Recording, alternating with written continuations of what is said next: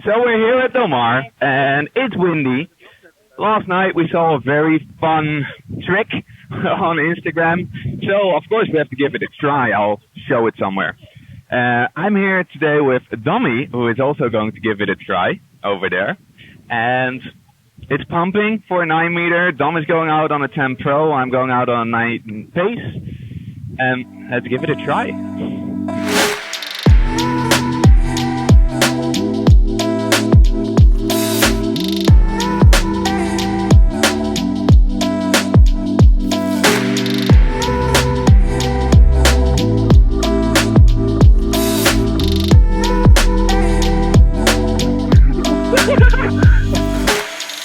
Before you start practicing a trick, it's useful to know exactly what is happening throughout the movement. Unfortunately, the kite wasn't visible in the Instagram clip, but by looking at the angle of the lines and at the bar from Heiner, we can still make a good estimate of the kite steering. So with that in mind, we started our session, and just to make it more clear for you, I've taken a couple of clips from our session so we can look at the kite steering patterns throughout the move. I've taken a video from Dominic Semler in this example because he's doing a really good job.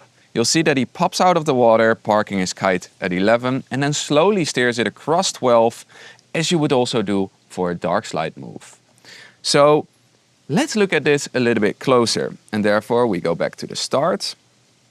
What you'll see is he's going to ride in with his kite at 45 degrees, crosswind angle, very powered up. If you have a look at his bar is pretty much all the way out. So he's really powered up, slowly steers his kite up a little bit and pops off the water when that kite is at 11. And that's important. We want our kite there and we want to park it over there during our pop.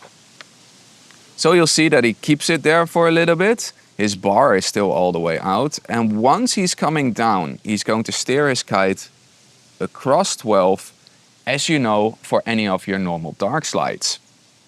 This is basically when your dark slide maneuver starts, but getting this timing right is the tricky part.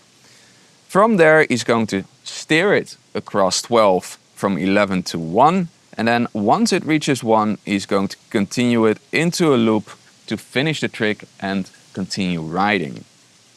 So that's what you'll see. He's steering it across 12 and then into a loop. His kite pulls him out of the water, and that is basically the trick. With that in mind, let's continue to our journey into this trick. Okay, so you want to do a pop, up.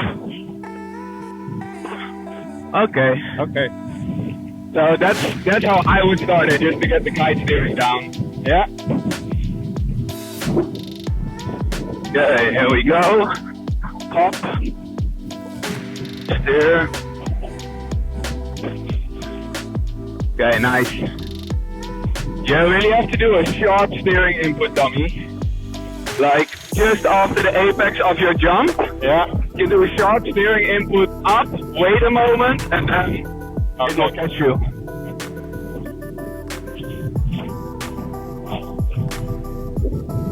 Up. Yes, nice. Okay, nice. Now you got it. Yes. I'm actually going to take a short moment to compare Dominic, his kite movement, versus my kite movement, because they are quite different at the start. And I'm wondering if you can spot it. So, have a good look at the start. We both pop off the water, but look at what happens with the kites. Did you notice it? We both finished the slide in our own ways, but our takeoff was quite different. It all sits in that beginning, because the moment that we pop off the water, we both do it with our kite at 11. But what you'll see is that my kite is going to dive down. I'm steering left again, and on the smaller kites this is not really an issue, but on the bigger kites this gave me a lot of issues later. So it's really important that your kite just parks at 11 and then moves over to 12. I don't do that. I'm actually diving my kite, which makes that it goes and sits deeper in the wind window. And then I steer it up from there. It gives me more travel forward, but also a lot more speed. And once that kite loops and pulls me out, it rather pulls me forward and dummy gets pulled up a little bit more. So that is quite an important thing to remember. So try to park your kite at 11, steer it slowly across 12, and then move it into a loop. Let's continue. Hey, Backroll. That was close. Yeah. This is attempt number 6.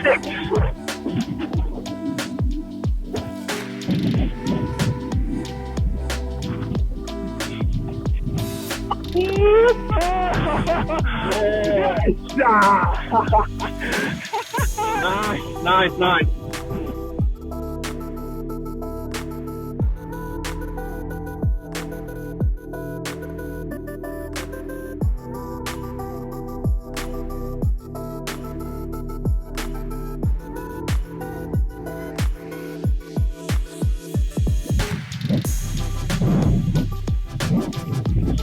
Up.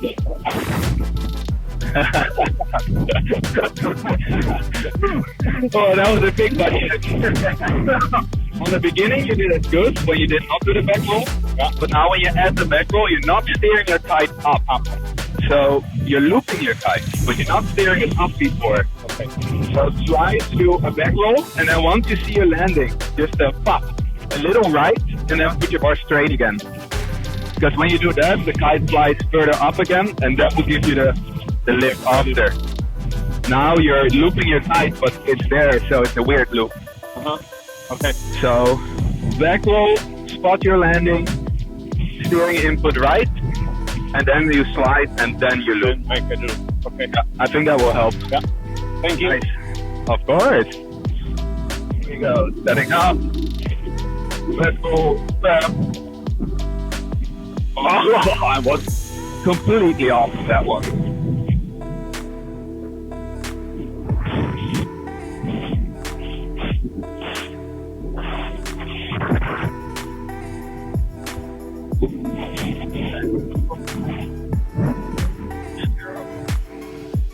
Oh. Dummy. Wait a moment. So it works really well if you keep your kite at 11. Okay. Like 11 or even 45 degrees for your first jump. And then you steer it up, because then you really get that swing and that yank.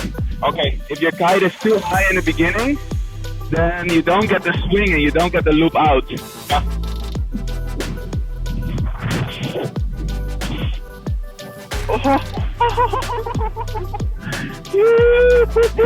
That was a double back roll, Dobby. What the fuck? I just went for it.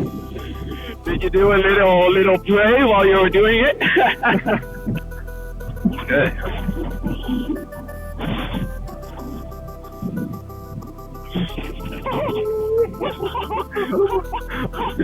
Oh, I almost ate there.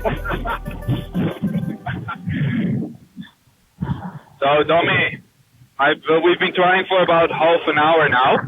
Okay. Maybe a little bit longer. I know for me, my attention span is almost gone. So I'm gonna give it one last try, make it a good one. If you want, you can continue, and then I can watch. Yeah. But for me, this is my last one. Good job so far.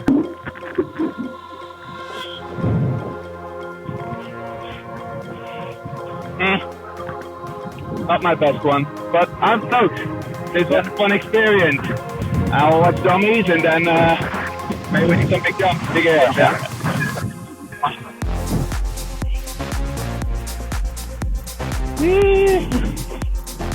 Nice. 9.6. Oh, okay.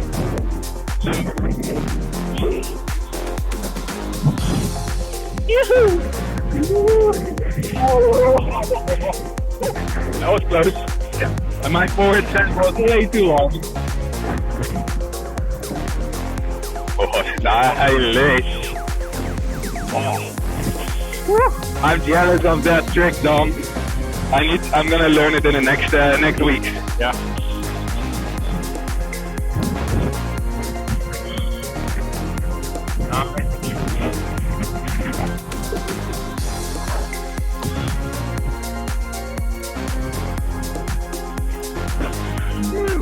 Nice.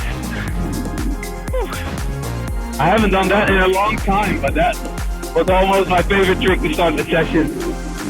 That was super nice finishing. Oh, Tommy, come over here. Give me a high five. Nice job, man. That was a lot of fun. Thank you.